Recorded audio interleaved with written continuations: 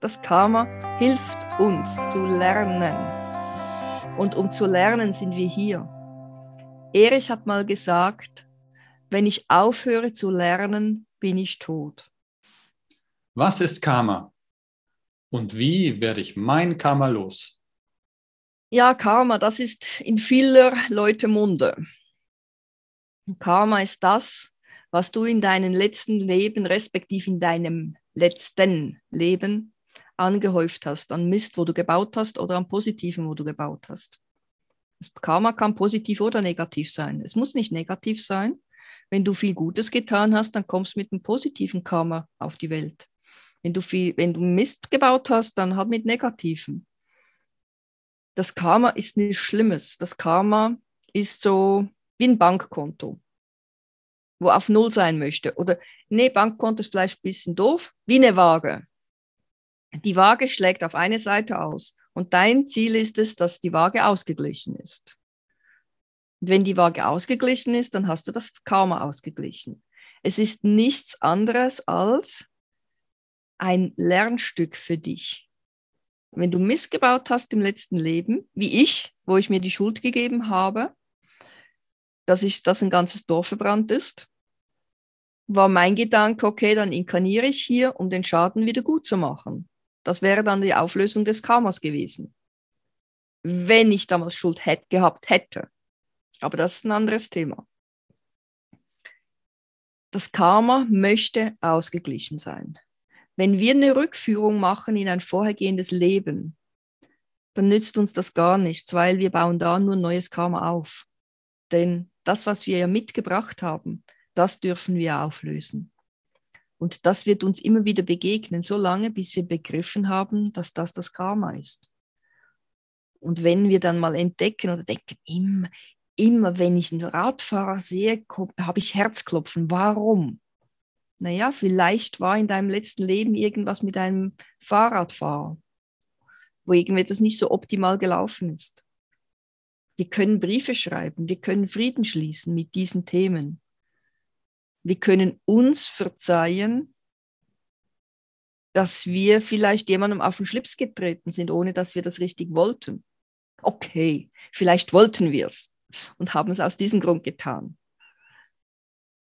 Aber auch dann, wenn wir es bewusst gemacht haben, macht ja nichts. Wir sind hier in der Zone des freien Willens. Und wenn wir auch aus diesem Leben hier rausgehen, dann werden wir wieder ein Karma mitnehmen. Die Frage ist, wie es ausschaut. Das ist doch egal. Wir lernen und wir sind auf dem Pfad des Lernens. Und wenn wir sehr viel Negatives angehäuft haben, ist das schlimm? Findest du das schlimm? Naja, wenn du mich vor 5 Jahren gefragt hättest, hätte ich gesagt, ja, finde ich schlimm. Aber mittlerweile weiß ich, dass ich dann hier eine Aufgabe habe, die ich lösen darf und es kann ganz leicht gelöst werden. Richtig. Und vor allem, wenn es für dich nicht schlimm ist. Es ist ja nicht schlimm, denn wir lernen. Denn das Lernen ist groß geschrieben. Ohne Lernen kein Fortschritt. Ohne Fortschritt kein Leben. Ohne Veränderung. Ich weiß, dieses Wort lieben die meisten Menschen. Also ich meine, lieben mit Hochkommas. Veränderung macht viel Angst. Ich liebe Veränderung. Ich liebe es wirklich, weil Veränderung heißt für mich nichts anderes als Leben. Das Leben ist nicht immer gleich. Es verändert sich laufend. Wenn es nicht sich verändern würde, würde ich nicht leben. Würde das Leben um mich herum nicht sein. Und das Karma hilft mir dabei, dass ich solche Sachen verändern darf. Ich darf das verändern, was ich doof gemacht habe im letzten Leben. Das darf ich ausgleichen. Ich darf diese Zeche bezahlen. Und wenn ich sie mit Freuden bezahle, dann ist doch alles noch schneller gut. Wenn ich es mit Widerwillen mache oder mit Angst oder mit, ach so ein Mist, muss ich jetzt das auch noch, mit dem richtigen Widerwillen, na dann braucht es länger, weil meine Einsicht fehlt. Einsicht, das ist der erste Schritt. Ich sehe ein, dass ich hier ein Thema habe, wo ich auflösen darf. Mich interessiert es auch nicht, ist das vom Karma oder ist das jetzt einfach so in meinem Leben? Habe ich das so generiert? Denn alles, was ich denke, das gibt ja wieder eine Reaktion. Und ist doch egal, ob das Karma ist oder ob das neu kreiert ist. Wichtig ist doch, dass es aufgelöst wird. Und auch da, das kann man Briefe schreiben. Man kann so vieles machen. Du kannst deine Fantasie wirklich freien Lauf lassen. Du kannst Steine beschriften, nimmst einen wasserfesten Filzstift mit, suchst dir einen Stein, gehst an einen Fluss, bitte nicht an einen See, sondern auch nicht an einen Bach, sondern der Fluss sollte schon ein bisschen Fließgeschwindigkeit haben.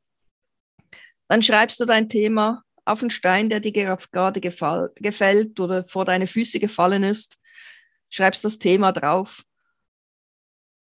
schaust nochmal an, freust dich und wirfst ihn voller Elan in die Fluten.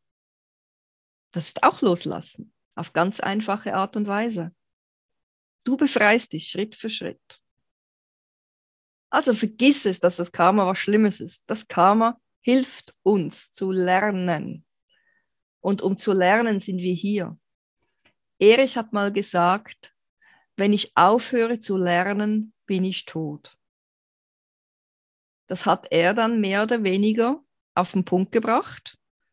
Er ist dann, als er aufgehört hat zu lernen, nicht sofort ins Licht gegangen, sondern es ging dann noch eine kleine Weile. Aber das Leben war dann beendet.